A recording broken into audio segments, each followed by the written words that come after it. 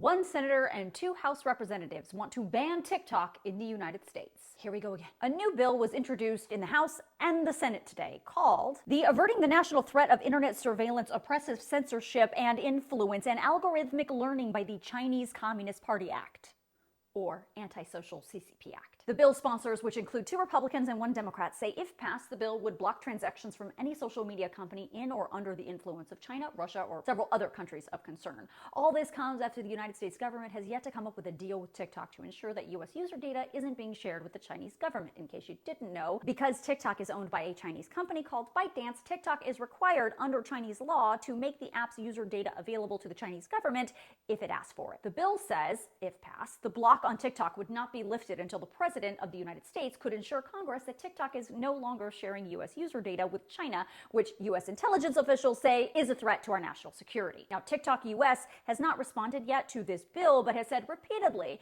that it stores U.S. user data on its own U.S. servers in data centers in Virginia and Singapore. Now, what are the realities of this bill actually passing? It's really hard to tell. It may pass the new Republican-controlled House next year, but it's less likely to pass the Democrat-controlled Senate, and even if it does somehow pass both chambers, this bill is relying on the same law that President Trump tried to use in his attempt to block TikTok back in 2020. If you remember, those actions failed repeatedly in federal court. So if you want to read this 9-page bill, I'll send it out tonight in my News Girl News Roundup email.